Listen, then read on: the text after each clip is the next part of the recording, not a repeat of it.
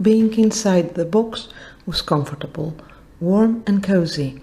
We curled up with cushions of routine, weighted with words, blanketed by books, swaddled in certainties. This is the beginning of Alan Maley's beautiful poem, Outside the Box, the first thing one reads in British Council's publication on creativity in the English language classroom. Well, being inside the box does offer comfort and security as we go about in our teaching and students in their learning routines. Yet, being outside the box, reaching beyond the comfort of routine practices, is what is engraved on our personal and collective teaching and learning histories as rewarding, fulfilling and memorable. It is also a way to restore balance in a prevailing educational ethos increasingly attached to curricular and assessment constraints. Or, as Alan expressively visualized it in his poem, here we can move and breathe, see clear to the far horizon. Paradoxically, it's routines I'm going to deal with, and how routines and creativity are not an oxymoron. Routines abound in our life, at home, work, school. In a teaching-learning situation, they are the repeated patterns which target specific goals or tasks and facilitate common work. We have routines regulating student behavior, organization of work and the process of learning, and establishing rules for interaction and communication. Why not then have routines for thinking? Thinking is indeed largely an internal process, most of it taking place under the hood, and the challenge is that we don't notice how easily thinking can stay out of sight because we are used to it being that way. But what if we allowed for more visibility of our students' thinking?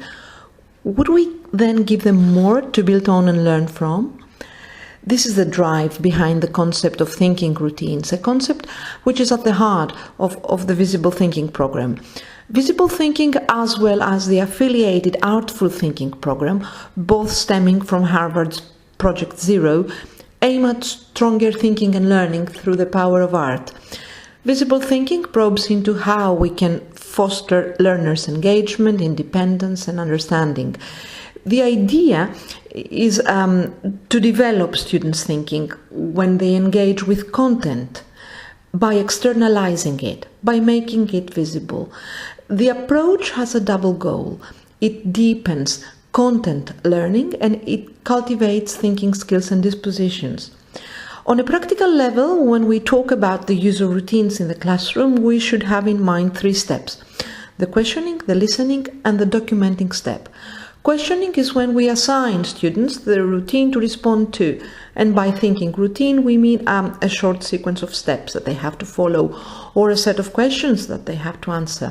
Students can work on them individually, in pairs, in small groups, or as a whole class. Listening is when we get feedback from our students on the routines they have worked on, and they share their thoughts and ideas. It involves both the extent to which we as teachers listen and value individual students' thoughts and ideas, as well as their ability to listen to respond and communicate with one another's ideas. Something that allows for a better relationship between teachers and learners, while at the same time encourages community building. Finally, documenting is where we can use sticky notes, sheets of construction papers on the walls. We can keep blogs. We can encourage students to take notes and then write learning journals based on their notes, where they reflect on the ideas and work shared in class. Any sort of visible documentation which makes them feel that their individual thoughts are valued and promoted. Some examples now from my experience of trying out thinking routines in my classes with mixed ability A2 plus level students in a primary school setting. Looking 10 times 2. Here we ask students to look at the visual stimulus, the painting or the image, for 30 seconds. Then they make a list, they take notes and make a list of 10 words or phrases about any aspect of what they have just seen.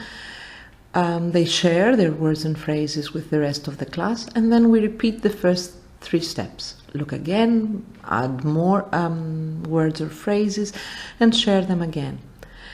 The routine helps students slow down and make careful, detailed observations by encouraging them to push beyond first impressions and obvious features. We can use a brainstorming diagram to document their responses, or a concept map. Circle concept map works well with this routine. And different color marker can be used for the words and phrases they come up when we repeat the routine.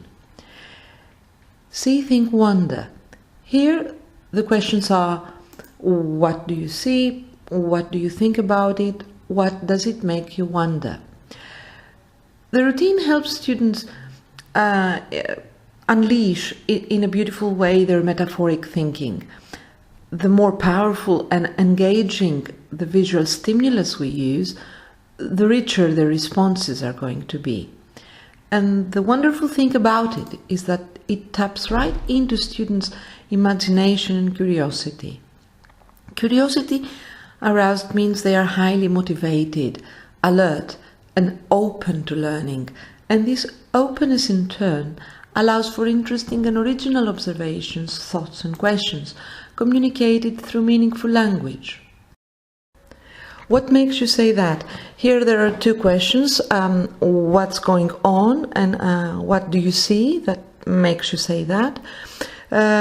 It asks again students to look carefully, write and talk about what they observe, but this time they have to explain why they say what they say. They have to support their ideas with evidence through emphasis on details, something which enhances understanding and makes it possible to discuss a multitude of interpretations.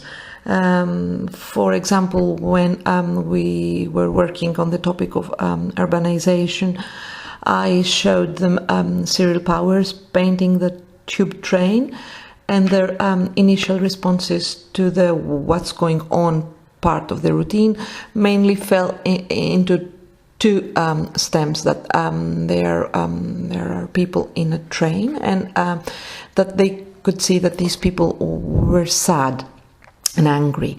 And then I asked them the follow-up question: what makes you say that? And they looked more carefully and searched for details that could support their initial answers.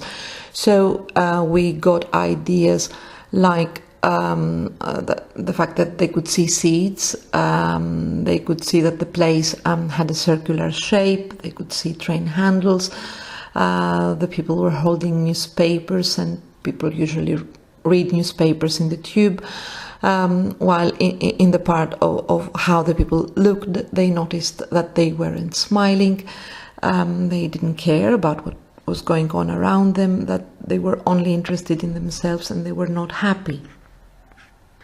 Step inside.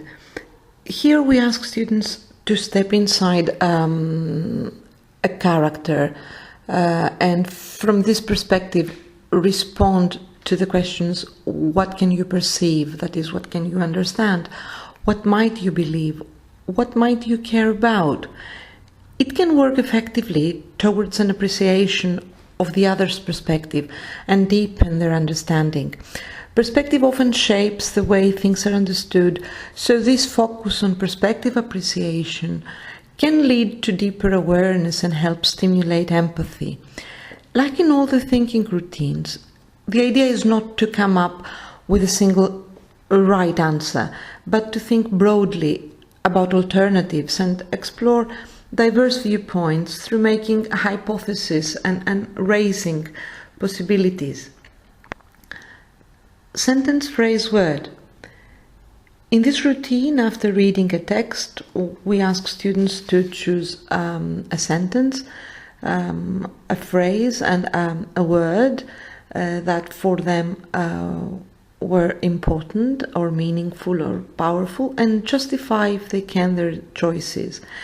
The routine helps them engage meaningfully with the text and appreciate the power of language, with a focus on capturing what speaks to them.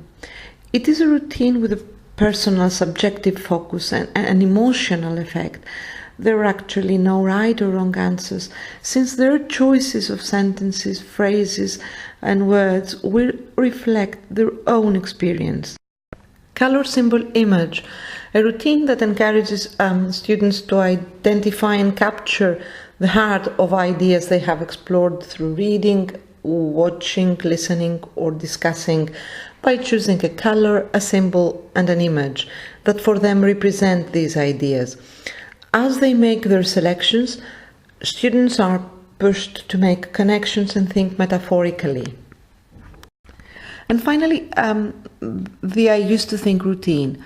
After reading or discussing new information, watching a short film, or completing a unit of study, we ask them what they used to think about the topic when we started and what they think about it now, by using the stems I used to think, now I think. This routine helps students reflect on how their thinking and ideas might have changed over time as they have developed their understanding of an issue. And by reflecting on what they used to think about a topic before and what they think about it after a period of instruction, they have the chance to think about thinking itself and develop their metacognitive skills.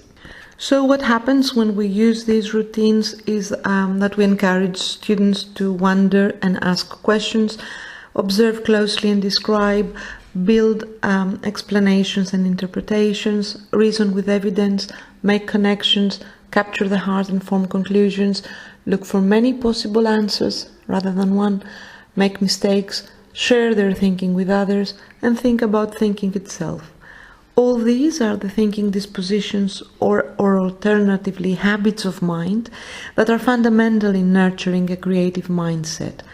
When we use these routines systematically, when we combine them with the use of artful learning stimuli and we make them relevant to specific content which gives students something worth thinking about, they can be instrumental to stimulating student curiosity and imagination and to nurturing a creative mindset.